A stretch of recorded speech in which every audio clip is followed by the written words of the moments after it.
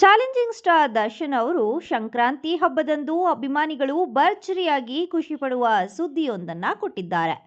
ರೇಣುಕಾಸ್ವಾಮಿ ಕೊಲೆ ಪ್ರಕರಣದಲ್ಲಿ ಬಂಧನವಾದ ಬಳಿಕ ನಟ ದರ್ಶನ್ ಸಾಮಾಜಿಕ ಜಾಲತಾಣಗಳಲ್ಲಿ ಪೋಸ್ಟ್ ಮಾಡಿರಲಿಲ್ಲ.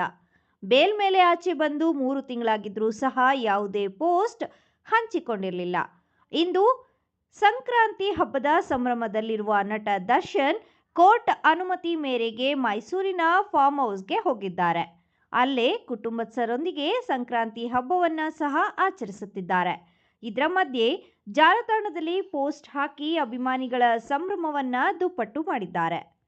ನಾಡಿನ ಸಮಸ್ತ ಜನತೆಗೆ ಮಕರ ಸಂಕ್ರಾಂತಿಯ ಶುಭಾಶಯಗಳು. ನಿಮ್ಮ ಜೀವನದಲ್ಲಿ ಸಂತೋಷವೆಂಬ ಗಾಳಿಪಟಗಳು ಎತ್ತರಕ್ಕೆ ಹಾರಲಿ, ಸಮೃದ್ಧಿ ಮತ್ತು ಸಂತೋಷವನ್ನ ತರಲಿ. ಎಳ್ಳು ಬೆಲ್ಲ ಹಂಚಿ ಹೊಸ ಭರವಸೆಯೊಂದಿಗೆ ಮಕರ ಸಂಕ್ರಾಂತಿಯನ್ನ ಬರಮಾಡಿಕೊಳ್ಳೋಣ ಎಂದು ಬರೆದುಕೊಂಡಿದ್ದಾರೆ.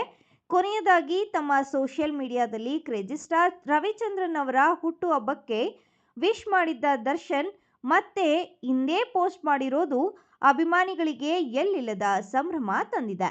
ಅಭಿಮಾನಿಗಳು ನೆಚ್ಚಿನ ನಟನಿಗೆ ಶುಭಾಶಯಗಳ ಸುರಿಮಳೆ ಸುರಿಸುತ್ತಿದ್ದಾರೆ. ದಾಖಲೆಯ ಮಟ್ಟದಲ್ಲಿ ಲೈಕ್ಸ್, ಕಮೆಂಟ್ ಮಾಡ್ತಿದ್ದಾರೆ.